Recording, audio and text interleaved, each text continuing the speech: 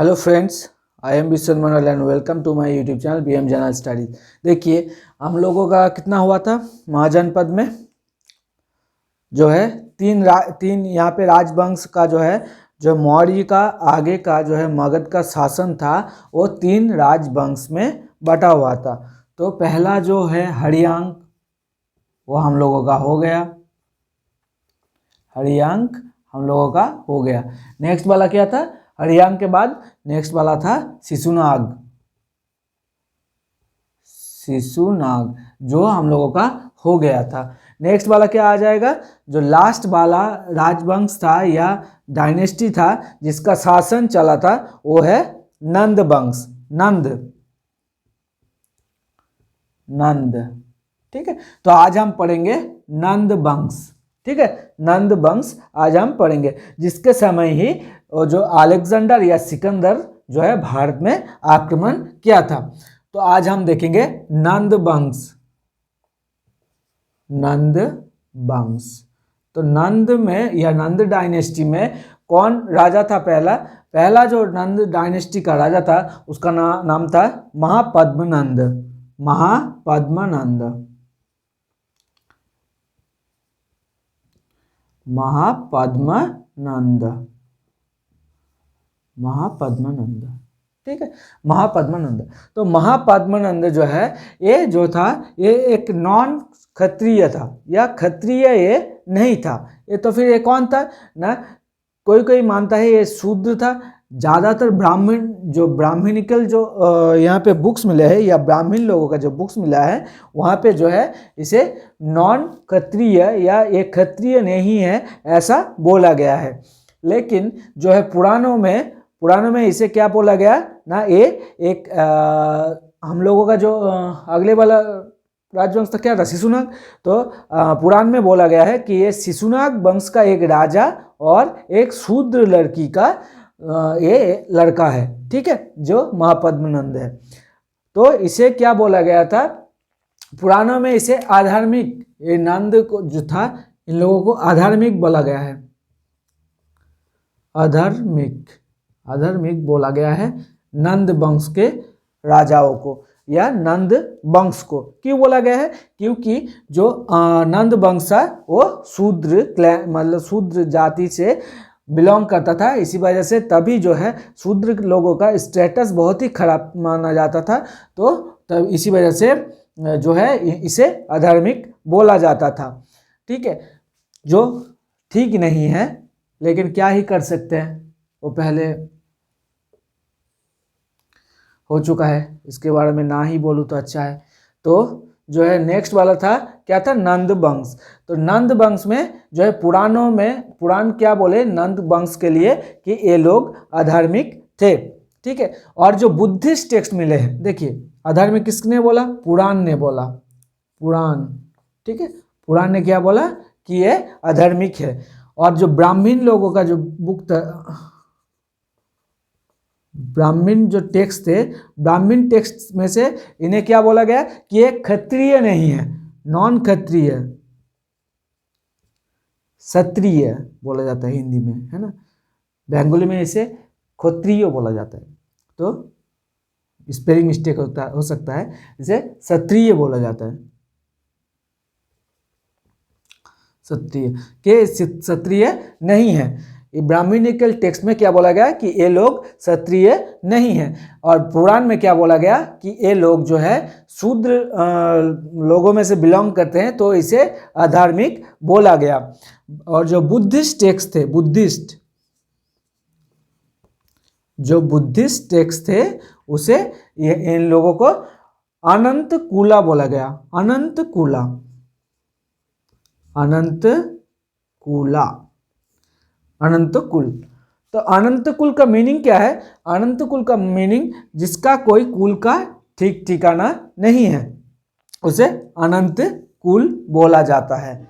ठीक है, तो ये सारे चीज़ों का यहाँ पे नंद वंश के बारे में बोला गया है, जो कि पुराणों में बोला गया है इसे अधार्मिक। और ब्राह्मण टेक्स्ट में क्या बोला गया कि ये लोग क्षत्रिय नहीं थे। और बुद्धिस्ट टेक्स्ट में बोला गया कि ये लोग अनंत कूला थे। ठीक है। तो देखिए आज हम देख लेंगे कि महापद्मनंद जो कि पहला राजा था, वो उसके बारे में क्या क्या हमें जानना है। तो देखिए महापद्मनंद जो था वो पहला जो है सबसे बड़ी सेना रखा था, सबसे बड़ी सेना रखा था। तो सबसे बड़ी सेना कौन रखा था? महापद्मनंद। इसी वजह से इसे उग्रसेन भी बोला जाता था। उग्रसेन, उग्रसेन, उग्रसेन किसका नाम था? महापद्मनंद का। क्यों? क्योंकि इसने बहुत ही बड़ा जो है सेना रखा था, ह्यूज आर्मी रखा था इसने। ठीक है, ह्यूज आर्मी, ह्यूज आर्मी इसने रखा था। कौन? महापद्मनंद ने।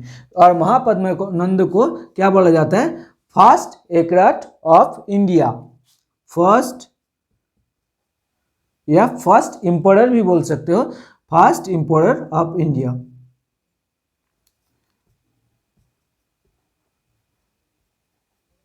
First emperor of India. तो देखिए शूद्र जाति को इतना बुरा माना जाता है, तब के समय में माना जाता था, लेकिन जो है शूद्र जाति से ही जो पहला बड़ा सम्राट बना था वो महापद्मनंद ही था। ठीक है, तो फर्स्ट एम्परर ऑफ इंडिया कौन था? महापद्मनंद। ठीक है, इसे एकराट भी बोला जाता था, एकराट। ठीक है, एकराट, एकराट भी बोला जाता था। और क्या बोला जाता था? सर्व खत्रांतक। इसका और भी एक नाम था, सर्व खत्रांतक, मतलब कि जो बहुत ही खतरनाक हो। ठीक है, जो बहुत ही खतरनाक हो। ऐसा बोला जाता है कि महापद्मनंद ने जितना भी युद्ध किया है उसमें से कोई भी युद्ध में उसने हारा नहीं। ठीक है, तो इसे सर्व खत्रांतक भी बोला जाता है, सर्व खत्रांतक, सर्व खत्रांतक भी बोला जाता है। देखिए महापद्मनंद के बारे में आप क्या क्या याद रखेंगे? तो उसका नाम क्या क्या हो गया? उग्रसेन। ठीक है, उग्रसेन आपको पूछे गया से कि उग्रसेन किसका नाम था, तो आपको बताना पड़ेगा कि वो महापद्मनंद का नाम था। या आपको बोल देगा सर्व खत्रांतक किसका नाम था, या इंडियन एम्परर किसे बोला जाता है, या एकरेट किसे बोला जाता है। तो वो सब जो था ये सभी आप लोग किसको इंडिकेट करके बोलेंगे ना? महापद्मनंद को। ठीक है, ये सभी महापद्मनंद को इंडिकेट करके आप लोग बोलेंगे। तो देखिए अब देखिए पहले जो हम लोगों का मगध था उसमें क्या क्या जोड़ा इन लोगों ने, हरियांग डायनेस्टी ने क्या जोड़ा, शिशुनाग ने क्या जोड़ा। अब हम देखेंगे नंद डायनेस्टी ने क्या क्या जोड़ा। पहले एक बार हम देख लेते हैं अगले वाला क्या क्या जोड़ा था, वो हम एक बार देख लेते हैं। देखिए हरियांग डायनेस्टी का पहला कौन था? बिंबिसार। तो बिंबिसार ने क्या क्या जोड़ा था? काशी उसने, काशी उसने क्या दहेज में मिला था उसे, और अंग जो है उतना वो जीता था, अंग वो जीता था, और काशी उसे दहेज में मिल गया था। जो बिंबिसार ने बिंबिसार के बारे में है ना। अजातशत्रु ने क्या किया था? अजातशत्रु नेक्स्ट वाला राजा था, बिंबिसार का बेटा था। अजातशत्रु ने क्या किया था ना, इसने जो है हम लोगों का काशी जो है उसका मामा लेना चाहता था, लेकिन काशी फिर से वो रीगेन कर लिया, या उसने जो है युद्ध करके काशी भी छीन लिया। उसके साथ क्या कर लिया? वैशाली भी छीन लिया, वैशाली भी ले लिया। ठीक है, वैशाली भी ले लिया। ठीक है, नेक्स्ट वाला जो है मतलब वैशाली किसका कैपिटल था? भृज्जी का। तो भृज्जी ही कैपिटल कर लिया उसने, भृज्जी का वो जो है ले लिया मगध के अंदर। तो मगध में क्या क्या आ गया? अंग, काशी, वैशाली और भृज्जी, कोई भी बोल सकते हो। ठीक है, तो देखो इसने क्या क्या अंग, काशी और भृज्जी यहाँ पे ऐड हो गया है ना। उसके बाद नेक्स्ट वाला कौन आ जाएगा? उदयन। उसने तो कुछ नहीं किया था, उसने सिर्फ कैपिटल ट्रांसफर किया था। कहाँ पे? पाटलिपुत्र में। नेक्स्ट वाला राजा जो आ जाएगा हम लोगों का शिशुनाग। उसने क्या कर दिया? शिशुनाग ने क्या किया था? उसने अवंती को जोड़ दिया, अवंती को जोड़ दिया, जो कि एक मतलब इंपॉर्टेंट राज्य था तब के समय में। तो अवंती को जो है मगध में जोड़ दिया। ठीक है, अब जो हम लोगों का उसके बाद कालाशोक, जो कि उसके बारे में कुछ याद रखने की जरूरत नहीं उतना, कि वो काला रंग का था, उसे काकवर्ण भी बोला जाता था। और जो है उसके समय में क्या तीसरी बौद्ध संगति हुई थी। सॉरी दूसरी बौद्ध संगीति हुई थी जो कि 383 बीसी में हुई थी। देखिए, तो शिशुनाग के बारे में आप क्या जाने कि ये अवंती को ऐड किया था मगध में। नेक्स्ट वाला आ जाएगा हम लोगों का जो है नंद वंश का महापद्मनंद। महापद्मनंद, तो महापद्मनंद ने क्या जोड़ा था, इसने जो है कलिंग को जीत लिया। कलिंग, कलिंग, कलिंग किसे बोला जाता है, कलिंग बोला जाता है ओडिशा को।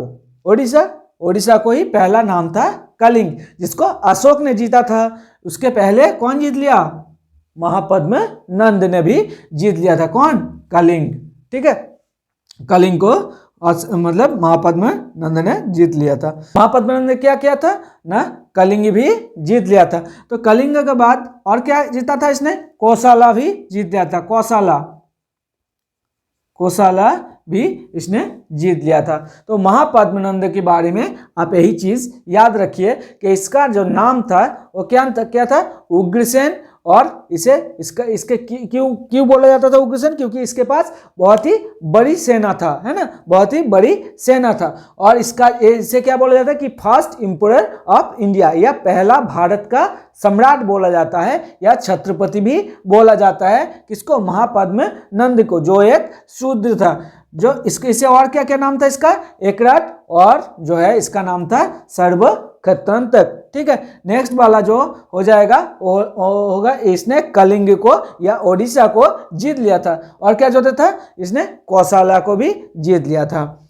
नेक्स्ट वाला जो आएगा हम लोगों का वो है महापद्मनंद का बेटा, वो है धनानंद। ठीक है, धनानंद,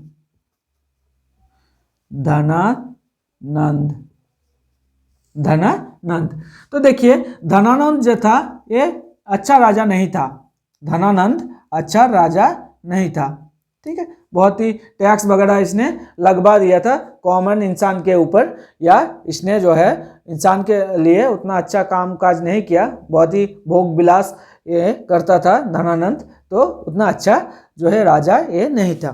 धनानंद के बारे में आप क्या याद रखेंगे ना, धनानंद का जो ग्रीक जो लोग थे, वो लोग इन लोगों को क्या नाम के पुकारते थे ना, उसका नाम था एग्रीमिस।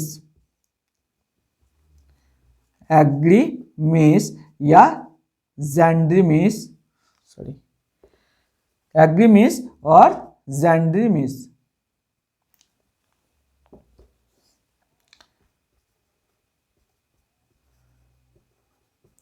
एग्रीमिस या जैंड्रीमिस कह के भी इसे बोलते थे। मतलब इसका नाम उल्लेख किया गया है किस नाम से, ग्रीक जो बुक मिले हैं उसमें एग्रीमिस या जैंड्रीमिस नाम से भी इसे बोला गया है। ठीक है, तो देखिए धनानंद के समय और क्या हो गया, अलेक्जेंडर जो है भारत में आक्रमण कर दिया। किसने, सिकंदर या अलेक्जेंडर। ठीक है, अलेक्जेंडर ने। अलेक्जेंडर को क्या बोला जाता है, सिकंदर बोला जाता है, विश्व विजेता बोला जाता है। तो लेकिन इसने तो भारत जीता ही नहीं था, लेकिन फिर भी इसे विश्व विजेता बोला जाता है। देखिए क्या बात है। तो अलेक्जेंडर ने तो किसके टाइम में, ये क्वेश्चन बहुत बार पूछा गया है कि अलेक्जेंडर ने किस राजा के टाइम में जो है भारत में आक्रमण किया था। तो क्या हो जाएगा वो, धनानंद के समय जो है अलेक्जेंडर ने क्या किया था, भारत में आक्रमण किया था। कब, 327 बीसी में। 327 बीसी में ये आया था। ठीक है, 327 बीसी में आ गया था। ठीक है, तो धनानंद के बारे में जो है और क्या जानना है ना, धनानंद के बाद जो है मौर्य जो था वो आ गए थे। और धनानंद जो है वो उसने चाणक्य का नाम आप जानते हैं, चाणक्य। तो चाणक्य का जो है बहुत ही अपमान किया था। ठीक है, कि क्या हुआ था कि चाणक्य जब अलेक्जेंडर आ गया था, कहाँ पे ना, पहला वो नॉर्थ ईस्ट में आया था, तक्षशिला वगैरह में, मतलब कि पाकिस्तान रीजियन में। उन जब साइड में आए, तब जो चाणक्य था बहुत ही बुद्धिमान या मिनिस्टर था वो। ठीक है, बहुत ही तगड़ा मिनिस्टर था वो तब का। तो देखिए उसका जो सोच बुद्धि का जो विकास था ना वो बहुत ही बढ़िया था। चाणक्य के बल से ही जो है चंद्रगुप्त मौर्य जो राजा बन सके। ठीक है, तो देखिए चाणक्य ने क्या किया, देखा कि सिकंदर या ये तो विश्व विजेता या बहुत सारे देशों को जीत के आ रहा है, अब अगर इंडिया में भी वो घुस गया, भारत में भी वो घुस गया, तब क्या पूरा भारत को वो हथिया लेगा, क्योंकि उसके पास बहुत ही सेना बहुत ही ज्यादा था। तो अलेक्जेंडर के बारे में जो है धनानंद को क्या मतलब एक संदेश देने आया कि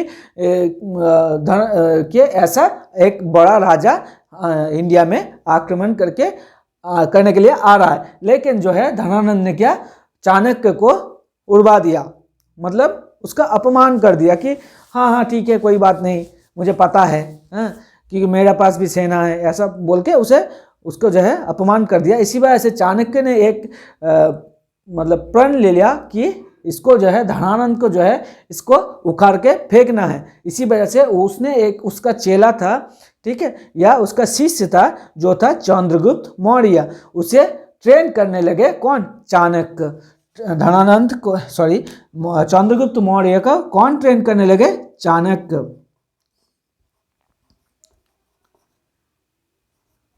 चाणक्य ने ट्रेन करना स्टार्ट कर दिए। तो जब अलेक्जेंडर ने आया यहाँ पे, तो आप लोगों धनानंद के बारे में आप क्या याद रखेंगे, सिर्फ यही चीज याद रखिए कि धनानंद जो है इसे एग्रीमिस या जेंड्रमिस करके ग्रीक लोग जो है बोलते थे। ठीक है, और अलेक्जेंडर इसके समय में आक्रमण भारत में कर दिया था। और क्या हो गया, इसके बाद जो है चाणक्य को ये अपमान किया था। इसी वजह से यहाँ पे इसने चाणक्य का शिष्य जो था वो चंद्रगुप्त मौर्य था, उसने क्या कर दिया, नंद वंश का खत्म करके जो है मौर्य वंश का उत्थान कर दिया था। ठीक है, मौर्य वंश का उत्थान कर दिया था। तो देखिए हम लोगों का धनानंद के बारे में इतना ही पढ़ना है, क्योंकि आपको इतना ही जानना है। तो आप बुक से थोड़ा और देख लेंगे, लेकिन आपको जो समझ में नहीं आएगा, इसी वजह से मुझे बोलना होता है। तो आप देख लीजिए कि यही चीज़ ज़्यादातर देता है, तो आप यही सारे चीज़ें याद रखेंगे। ये महापद्मानंद में और एक चीज़ ऐड कर लीजिएगा कि महापद्मानंद जो थे इन्होंने थोड़ा इरिगेशन और कैनल वगैरह का थोड़ा काम किया था। ठीक है, इसने कैनल बनवाई थी, कैनल जो कैनल होता है ना सेच के लिए, मतलब कोई किसी डैम्स या रिवर से पानी को काट के लेके आते हैं खेत में। ठीक है, उसे कैनल या इसने क्या किया था, इरिगेशन सिस्टम का थोड़ा डेवलपमेंट किया था। इरिगेशन मतलब सिंचाई व्यवस्था, इरिगेशन व्यवस्था का थोड़ा डेवलपमेंट यहाँ पे कर दिया था। तो महापद्मानंद और धनानंद, यहाँ पे नंद वंश खत्म और किसने उत्थान कर दिया, मौर्य वंश, जहाँ पे आ जाएगा चंद्रगुप्त मौर्य, बिंदुसार आ जाएगा, उसके बाद अशोक आ जाएगा।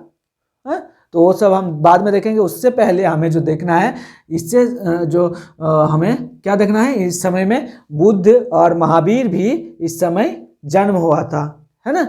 जो हरियांग डायनेस्टी के समय जो हम लोगों का जो बिंबिसार था, बिंबिसार के समसामयिक थी जो बुद्ध एंड महावीर। तो बुद्ध एंड महावीर या बुद्धिज्म एंड जैनिज्म भी हम पहले देखेंगे, उसके बाद जो है हम मौर्य से स्टार्ट करेंगे। ठीक है, मौर्य से स्टार्ट करेंगे। तो हम लोगों का जो है 3 डायनेस्टी खत्म, हरियांग, शिशुनाग एंड नंद भी खत्म हो गया। ठीक है, आप लोगों का लिखना हो गया है, तो हम ये हटा देते हैं।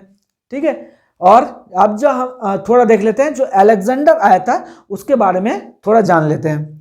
ठीक है, अलेक्जेंडर के बारे में थोड़ा जान लेते हैं, ये हम हटा देते हैं, रुकिए।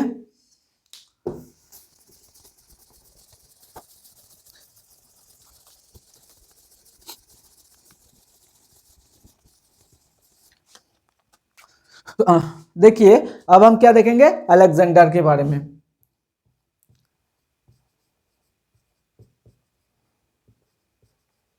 अलेक्जेंडर को क्या कहा जाता है, सिकंदर या इसे विश्व विजेता भी कहा जाता है। कब आया था इंडिया में, एंटर कब किया था, 327 बीसी में, 327 बीसी में, 327 BC में। अब जब ये एंटर किया था इंडिया में जब एंटर किया था इसने, ठीक है, सॉरी,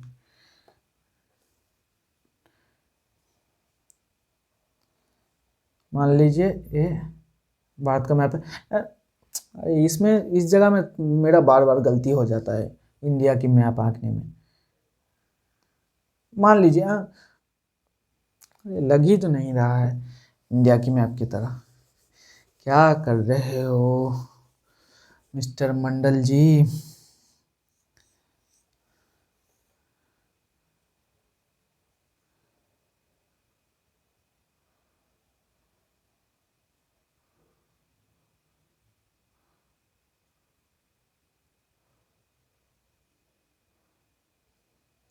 तो मान लीजिए ये इंडिया का मैप है, इस तरफ नॉर्थ ईस्ट आ जाएगा, ठीक है। मान लीजिए ये इंडिया का हम लोगों का मैप है, ठीक है। तो देखिए यहाँ पे देखना क्या है कि जब अलेक्जेंडर ये वाले एरिया में क्या था, तक्षशिला, तक्षशिला, और यहाँ पे क्या था, पंजाब, है ना। तो तक्षशिला था यहाँ पे और यहाँ पे था पंजाब, ठीक है। यहाँ पे था पंजाब और यहाँ पे था तक्षशिला। तो देखिए तक्षशिला का जो राजा था ना, वो था, तक्षशिला का जो राजा था, तक्षशिला का जो राजा था उसका नाम था अंबी, ठीक है। तक्षशिला को पहला किसने अधिकार किया था बताइए? एक पर्शियन था। कौन था पहला जो बाहरी शासक जो आक्रमण किए थे, उसका नाम क्या था? साइरस। और पहला अधिकार किसने किया था? वो दरियस, जो कि लगभग 200 सालों तक ये पर्शियन की कब्जे में आ गया। कौन सा वाला पार्ट ना? तक्षशिला वाला पार्ट, ठीक है। इसी वजह से यहाँ पर्शियन इन्फ्लुएंस भी देखा जाता है थोड़ा।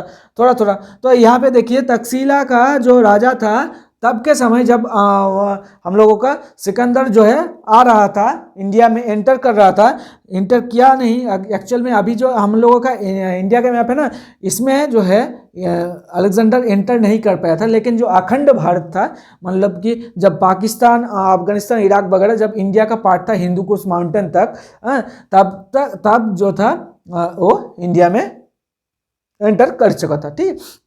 तो देखिए तक्षशिला का जो राजा था अंबी, इसने तो घुटने टेक दिया, बोला अलेक्जेंडर के पास इतना सैनिक वगैरह है, तो उसने बोला महाराज मुझे छोड़ दीजिए, मैं नहीं लड़ सकता आपसे। तो इसने पहले ही हार मान लिया। लेकिन हम लोगों का आ गया सिंह साहब से भी, सिंह लोगों का एरिया, पंजाबी लोगों का, बहुत ही हिम्मत वाले होते हैं पंजाबी लोग। तो देखिए पंजाबी जो लोग होते हैं यहाँ पे, इसका जो यहाँ का जो राजा था पंजाब का, उसका नाम था पुडू, ठीक है। तो पुडू ने क्या किया, इसने बोला कि अरे कितना भी लोग हो मुझे घुटना नहीं टेकना है, बोलता है ना। तो इसने क्या किया कि इसके पास सैनिक भी नहीं था, लेकिन फिर भी इन्होंने सिकंदर के साथ बहुत ही हिम्मत के साथ लड़ी, बहुत ही हिम्मत के साथ। लेकिन क्या ही कर सकते, सिकंदर के पास बहुत ही फौज था, अलेक्जेंडर के पास बहुत ही फौज था। और पुडू एक छोटा राज्य है, यहाँ पे पंजाब एक बहुत ही छोटा राज्य है। लेकिन जो लड़ने का हिम्मत था ना, ये देख के अलेक्जेंडर बहुत ही खुश हो गया पुडू के, तो इसे फिर से उसका जो है राज्य दे दिया था, पुडू को अपना राज्य दे दिया था। अलेक्जेंडर जो था यहाँ पे, तो हमें यहाँ से क्या मिला कि अलेक्जेंडर के पहला जो अधिग्रहण किया था या मान लिया था कि मैं आपकी क्या है कि आपके पराजय स्वीकार करता हूं, वो लड़ाई के बिना ही। वो कौन क्या था? अंबी ने, जो कि तक्षशिला का राजा था। कौन नहीं माना था? किसने युद्ध किया था? पुडू ने। कौन सा वाला युद्ध किया था ना? इसने क्या था? बैटल ऑफ हिदस्पीसिस, बैटल ऑफ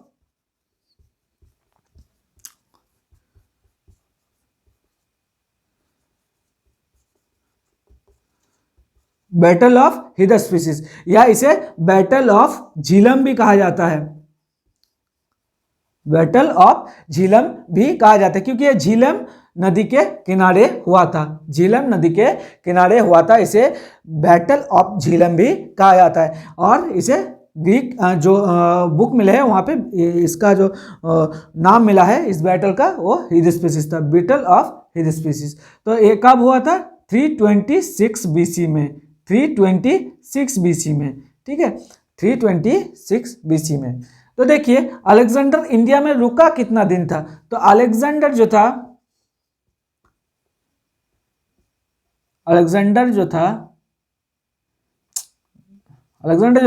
इसने 19 मंथ रुका था, 19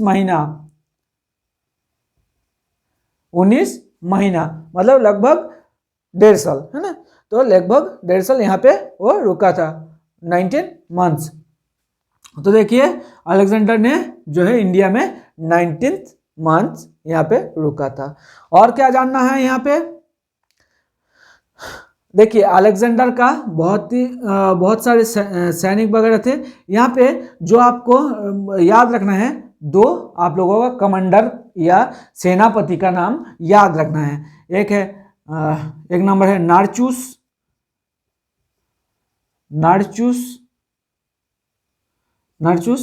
जो कि नार्चुस जो एक सेनापति था, अलेक्जेंडर का सेनापति था। ये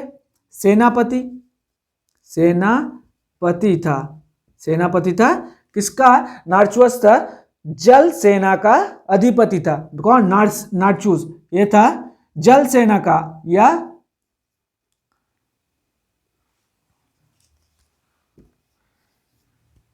नेवी बोला जा सकता है। नेवी का जो अलेक्जेंडर का जो नेवी जो सैनिक थे उसका अधिपति कौन था, नार्चुस, जो कि ईरान के रास्ते से कहाँ गया, ईरान के रास्ते से वो चला गया ग्रीस, उसे भेज दिया जब ये अलेक्जेंडर जो लड़ रहा था, ठीक है, अलेक्जेंडर जब लड़ रहा था तब उसे भेज दिया, किसको, नार्चुस को, ठीक है। और जो नेक्स्ट वाला था उसे आप याद रखेंगे सेलुकस, ठीक है, सेलुकस। तो सेलुकस जो था ये थल सेना का था, आर्मी का अधिपति कौन था, सेलुकस, ठीक है। तो सेलुकस क्या था, अलेक्जेंडर का एक सेनापति था। इसके बारे में फिर से एक बार पढ़ेंगे, चंद्रगुप्त मौर्य के बारे में समय में, ठीक है। सेलुकस, आप सिर्फ अभी जो है आप 2 ही चीज़ याद रखिए कि इसका 2 सेनापति था। तो अलेक्जेंडर के बारे में आप क्या क्या जाने, और एक बात बता देते हैं, अलेक्जेंडर जो है इसका डेथ भी बता देते हैं। ये जो है 323 बीसी में बेबीलोन में मारा गया, ठीक है, 323 बीसी में बेबीलोन में मारा गया। तो देखिए अलेक्जेंडर के बारे में आप क्या क्या याद रखेंगे ना, अलेक्जेंडर का जो नाम है वो सिकंदर है, इसे विश्व विजेता बोला जाता है। ये जो है 327 बीसी में इंडिया में एंटर किया था। जो पहला राजा था तक्षशिला का जो राजा था वो उसने घुटने टेक दिया था अलेक्जेंडर के सामने, जिसका नाम था अंबी, ठीक है। और किसने घुटना नहीं टेका था, जो कि पंजाब का राजा था, वो था पुरु, है ना।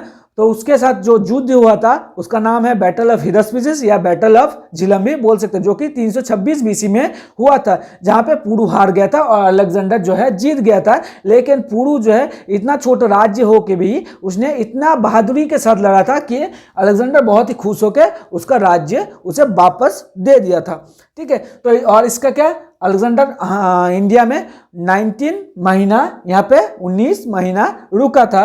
और इसका 2 आप सेनापति का नाम याद रखेंगे, जिसका नाम था नार्चुस, वो नेवी का अधिपति था, और एक था सेलुकस जो कि आर्मी का अधिपति था। तो हम लोगों का जो है टोटल महाजनपद कंप्लीट हो गया। नेक्स्ट वाला जो हम स्टार्ट करेंगे वो क्या स्टार्ट करेंगे, बुद्धिज्म एंड जैनिज्म। तो बुद्धिज्म और जैनिज्म बहुत ही बड़ा चैप्टर है, उसे हम एक दिन में खत्म नहीं कर सकते, पहले बुद्धिज्म करना पड़ेगा उसके बाद जैनिज्म। तो और इसका जो है महाजनपद का क्वेश्चन आंसर अलग से नहीं करवाएंगे, वो जो है बुद्धिज्म एंड जैनिज्म के साथ, बुद्धिज्म एंड जैनिज्म खत्म होगा उसके बाद एक ही साथ जो है इसका क्वेश्चन आंसर टोटल खत्म कर देंगे, ठीक है।